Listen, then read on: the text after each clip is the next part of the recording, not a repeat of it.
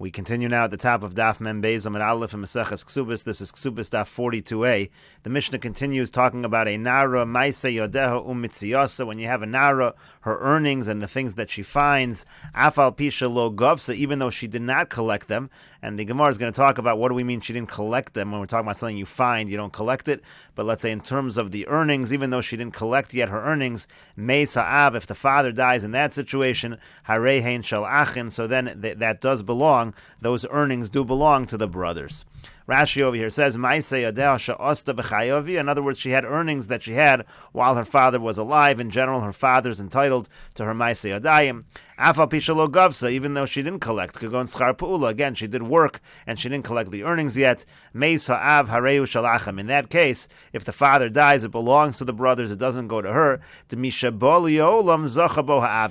when you're talking about Maise Yadayim, the moment that they're owed to her, the moment that they come into existence, the father merits them. Below dami liknas, it's not similar to a fine. Because when it comes to a fine, that only really becomes considered money that, so to speak, comes to his possession when there's an actual court case and they testify and they rule that that the knas is owed. Because there's a halacha that if you admit by a knas, you're patur. So in other words, you're not really chayiv until there are eidim that come in and testify about it, and the court says that the person's chayiv a knas. That's the only time. So therefore, it's not automatic when it comes into existence that it goes to the father. That's not true in such a situation. But in the situation of Maise Yadayim, the moment that money is earned, the father merits it, Zocha Boha'av, and that's why, again, if the father dies, it goes to the brothers. Mitziyos, and then it also talked about in the Mishnah what she finds, B'Gemara Parich, Miman Gavya. The Gemara is going to ask, who do you collect something like that from? You're not collecting something that you find, so it doesn't make sense to say Alpha Bichalo Govsa when we're talking about Mitziyasa. And the Gemara says, Maiko Mashmalon. What exactly is the Mishnah teaching us over here when the Mishnah says that these monetary payments go to her father? Tanina, we already learned it in the Mishnah. Mishnah says, Hamefata nosen shlosha devarim. When it comes to the case of mefata, again, the case of seduction, there are three things that are paid. V'ha'ones arbon. When it comes to a case of rape, there are four things that are paid. Hamefata nosen bosha supegamu kanas. The mefata has to pay for the humiliation and for the loss in her value and also the fine. Most of all of onus, and by the case of rape, there's an additional payment, shenose nesatzar liavia, because the payment for pain, shenose nesatzar, you have to pay for the pain. And so the Gemara answers liavia itztrichle. So the Gemara answers, you're right, the Mishnah already does say all these various payments, but the chiddush of our Mishnah is that these payments go to the father. As Rashi over here says, liavia itztrichle delo tanan. That's not listed in that Mishnah we just quoted above. So that's the chiddush of our Mishnah, that the payments go to her father. And the Gemara says liavia nami pshita, but the fact that it goes to her father, that's also should be obvious. Midakayohev mefate, because you have a situation over here where the person is paying by the case of seduction. The Iliatzman, if the money went to her, Amayoev, why would Amayoev mefate? Why would someone who seduces her, why would he have to pay her? Midaita of it, that she did willingly. By the case of mefate, she's doing it willingly. So that would mean she's being mochel on any payments that she's owed, unless you say she can't be mochel because it really goes to the father. So again, it seems to be obvious that it goes to the father. Rashi over here says, from the fact that by the case of mefata, he has to pay the fine and the humiliation and the loss in value. Pshita de liyavir, it's got to be going to the father. Because again, if it would be for her, she's already been mochelet by engaging in this situation of seduction. By doing that willingly, she's already been mochel in the money. And so the Gemara says, what's the chiddush of our Mishnah? Amda b'din itztrichale. No, the chiddush is, because we talk about in the Mishnah what happens in a situation where she goes to court and plugs to the Rabbi Shimon for Rabbanon. Again, our Mishnah had a machlokes, Rabbi Shimon and the Rabbanon, in terms of when exactly is the father zocha in the payment and doesn't go down to his to those who inherit him, to the brothers. And so that machlokes, Rabbi Shimon and the Rabbanon, that is the chiddush of our Mishnah.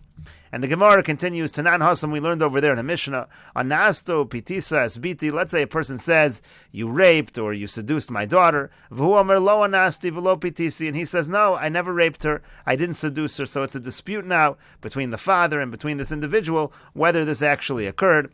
Mashbi'achani, the person says, the father says, I want you to take an oath, promise, V'yamar Amen, and he says, Amen, he takes an oath that he didn't do it, V'achakach hoda, but then he admits that he actually did do it, Chayev, chayiv. So in such a situation, he's going to be chayiv. Now Rashi over here says, anasto pitisa o pitis, either you raped or either you seduced her, chayiv keren v'chomesh v'yosham. So he's chayiv in such a case to pay the principal, to pay an added fifth, and he also has to bring a carbon because he took a shvu over here and he denied something which he later admitted he was lying in the oath. Imhoda acharechen. If he admits afterwards that he took a false oath, v'zeu asham gazelos.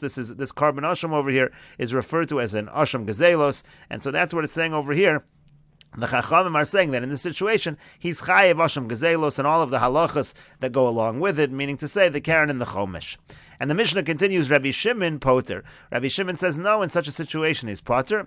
She'eno meshalim knas al pi atzmo, because if he's admitting over here, and he's admitting to a situation of knas, there's a halacha that you don't have to pay for knas al pi atzmo. When you admit, through admission, you don't pay a fine. And therefore, in this case, it's really a situation of knas. There's a fine that is paid by rape and seduction, and therefore this halacha of the asham gazelos, etc., it does not apply in this situation. Rashi over here says, She'eno meshalim knas al pi atzmo ela al pi edim. The halacha is, when it comes to a knas, you only pay through witnesses. V'kevon di'ilu odi le kamon kishatavu hamimiftar. Since, had he admitted at that time when it was claimed from him, he would have been poter. Ki kafrei nami einzu shavuas kfiras mamon. So when he goes ahead and denies it and takes an oath, so that's not really an oath that is denying money, because he could have gotten out of it. Had he admitted, he would have gotten out of paying anyway, so he really wasn't using the oath to get out of the payment. That's essentially what Rabbi Shimon is arguing. And the Mishnah continues, Amrulo, they said back to him, they responded to Rabbi Shimon, Afal pishenu meshalim knas al pi atzmo, even though a knas is not paid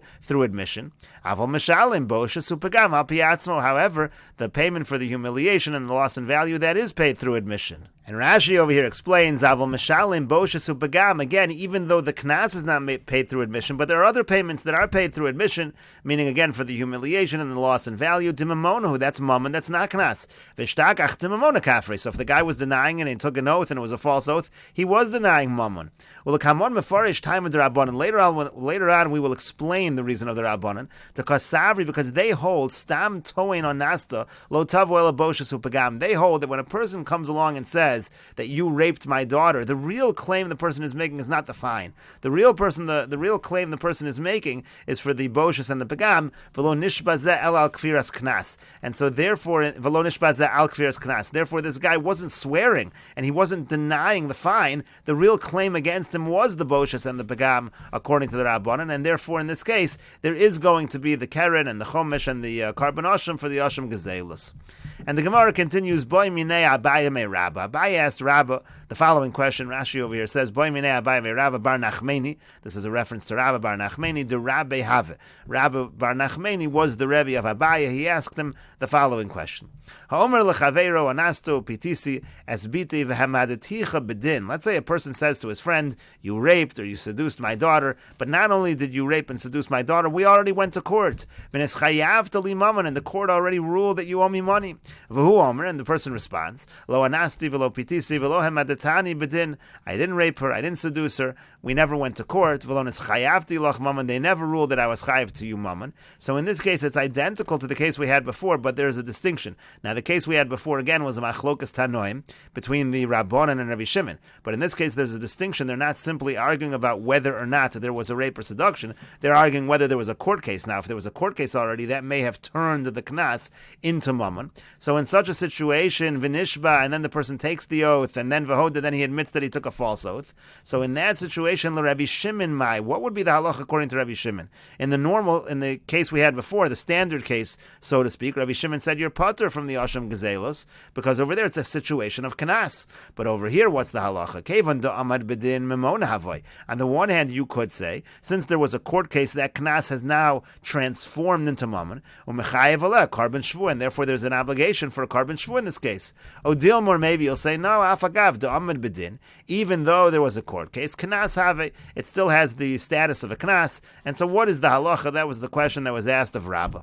Amar le, so Rabbah responded to Abaye, memona have, it has the status of mammon because of the court ruling, umechayev aleh, carbon shvu, and therefore there is an obligation for a carbon shvu. And the Gemara continues, Eisvei, so he asked him the following question. Braisa says, Rabbi Shimon Omer, Rabbi Shimon says, Yochel, I might think, Ha'omer lechavero anastu bitisa es biti. I might think if a person says to his friend, you raped or seduced my daughter, v'hu omer lo anasti v'lo pitisi, and he says, no, I did not rape, I did not seduce. Hemis shorches avdi, or another scenario. I might think, let's say in the following case, a person says, your shore killed my eved. That's also a case of a knas. Again, that's the case of the shloshim shekel. V'hu omer, and he responds, lo hemis, that he didn't kill him. My ox did not kill the eved. O shamar lo avdo, he palta shini v'simisa eseni, or let's say his eved tells him, you knocked out my tooth, you knocked out my eye. V'hu omer lo hipalti v'lo simisi, and he says, I didn't knock it out, I didn't blind you. V'nishba v'hoda, again, the same type of situation. The person takes an oath, then admits that it's a false oath. So yochol yehei chayiv. Rabbi Shimon says, I might think that you're chayiv and Hashem gazelos in these cases. So Talmud lo omar, the pasuk says, v'chichesh ba'amiso, b'pikadon, o b'sisum esyad, o b'gazol, o oshakas amiso, o motza aveda v'kichesh bo v'nishba al sheker. This is the pasuk, talks about carbon Hashem gazelos, all of these denials and oaths that the person takes that he doesn't owe money. Ma'elu miyuchadin shehein mamon, but all of the cases in the pasuk are examples of mamon and not kanas. Avkol shehein mamon, so too in all these situations it has to be cases of mamon. Yatsu elu shehein kanas, that comes to exclude all the cases that we just listed. Those are all situations of a fine, and therefore in such a situation there's going to be no asham, there's going to be no carbon shvua. And Rashi over here says, he palto es shini, this is where the Eved says, you knocked out my tooth, nami knosu. That also is a situation of a fine. The halacha that the Eved goes free when the tooth is knocked out is a knas, sharei mamonohu ke'echad min hachamon, because this Eved is just like a donkey of his. It's his mammon, and now he's losing out on it, so that's really like a fine as well. And we'll continue with this discussion in the next video on Daf Mem Beis Amud Beis.